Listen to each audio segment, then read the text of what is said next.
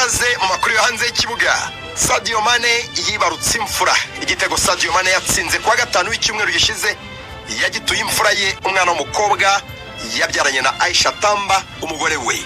Umwaka ushize Ikeur Massar nibwo Sadio Mane imyaka 32 uyu munsi yashakanye na Aisha Tamba w'imyaka 19 uyu munsi.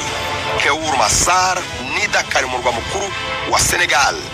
Aba bombi bakundanye bakimenyana mu myaka 5 ishize. Aisha Tamba yarafite imyaka 14 gusa, ari umunyeshuri yemera kuzaba umugore wa Sadio Mane amaze kuza imyaka 18. Barakundanye imyaka 5 yose bategereje ko Aisha Tamba apfundura. Barategereje bambikanye impeta muri 2024. Hashize amezi 18 mbese umwaka n'amezi 2 nibwo babonye imfura yabo, umwana mwiza w'umukobwa. Ababyibuka neza aba bombi bambikanye impeta habura iminsi 6 gusa ngo hatangire igikombe cy'Afrika 2024 cyabereye muri Côte d'Ivoire. N'amakuru yo hanze y'ikibuga.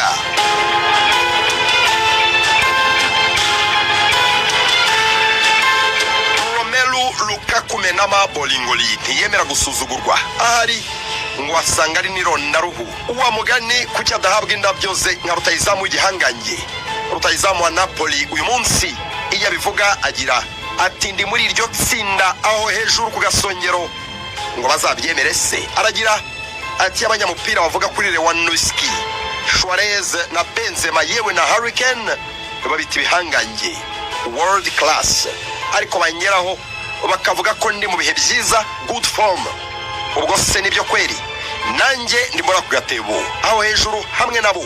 Mu myaka mike ishize nagaragaje ko atari ukuramuka neza cyangwa se ibihe byiza, nuguhozaho consistency. Kimwe na Harry Kane, Lewandowski, Benzema na Suarez, ntsinda ibitego nkongera nkabitsinda. Ibyo nkabikora buri munsi.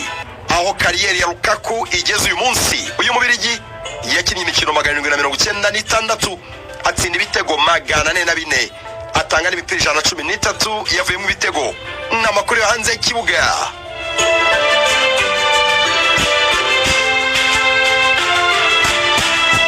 Ubundi ni ikipe amafaranga menshi mu isi ya ruhago.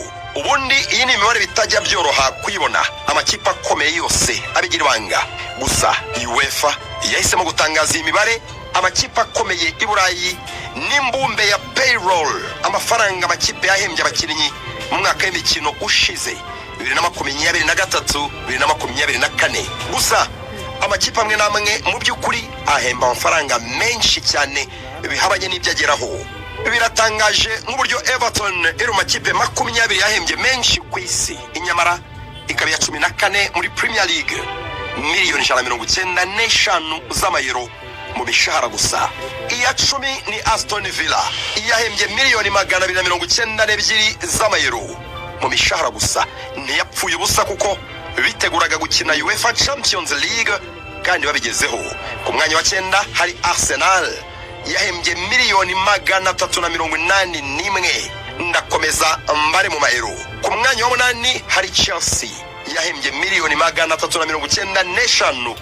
Biranunguye ikipe ifite abakinnyi 100 numvaga ihemba nka miliyari y'amayero ku mwaka. Ku mwanya wa 7 hari Manchester United, yahembye miliyoni 429.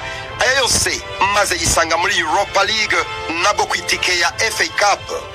Bayern niri ku mwanya wa 6, iyo yahembye abakinnyi miliyoni 430 z'amayero.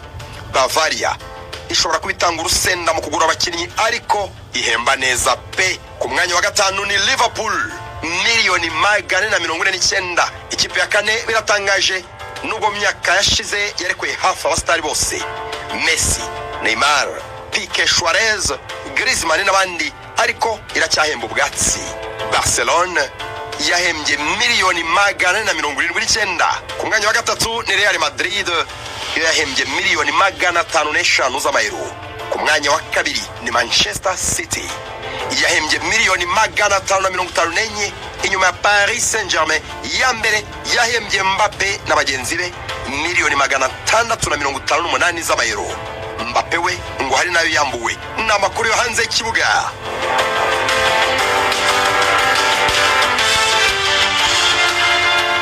bamerewe bate abakinnyi b'Amavubi hanze y'u Rwanda uyu munsi nabahamagawe gusa.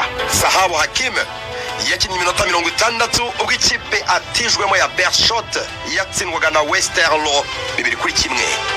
Beerschot ni ya nyuma muri shampiyona. Mu cyiciro cya kabiri Samuel Golet yagiye mu kibuga asimbuye Joel Ito ku minota 77 ubwo Ral La Louvière yatsindaga Liers. Ral ikomeje gushaka ikiye kuzamuka muri Jupiler Pro League muri Azerbaijan. Myugariro w'Amavubi Mutsinzi Ange Jimmy yinjiye mu kibuga umukino uri hafi kuranyira ubwo FK Zira akinira yanganyaga na Saba kuwa gatandatu. Nshuti Inosawe n'ikipe ya Sebail abatsinzwe na Neftchi Baku 2-1. Nshuti yakinnye iminota 33 asimbuye. Muri Arabia Steve Rubanguka n'ikipe ya Arna Jum mu cyiciro cya kabiri batsinzwe na Ari Gil 3-2. Steve yakinnye iminota yose y'umukino. Muri Leta Zunze Ubumwe za Amerika Kwizera Georgia n'ikipe ye ya Rhode Island batangiye shampiyona y'icyiciro cya kabiri batsindirwa South Carolina na Charleston Battery 2-0. Hari ku cyumweru Georgia yakinnye umukino wose. Muri Afurika y'Epfo umuzamu Ntwari Fiacre yari ku ntebe basimbura nanone ubwo Kaizer Chiefs yatsindwaga na Richards Bay 2-0 ku cyumweru. Muri Tunisia Mugisha Bonheur Declan Rice yakinnye iminota yose mu mukino Stade Tunisien akinira yatsinzwemo na Club Africain 1-0 hari kwa gatanu. Muri yo shampiyona Ishimwe Anisette yahawe iminota mike ubwo Olympique Beja yatsindwaga 2-1 na Tatawin. Muri Libya Bizimana Jihad na Manzi Thierry babanje mu kibuga. Ikipe yabo ya Al Ahli Tripoli yanganyije na Al Watan 0-0 byabaye kwa kane. N'amakuru hanze y'ikibuga nitwa Lorenzo Christian Musangamfura. Iyi ni Radio Rwanda.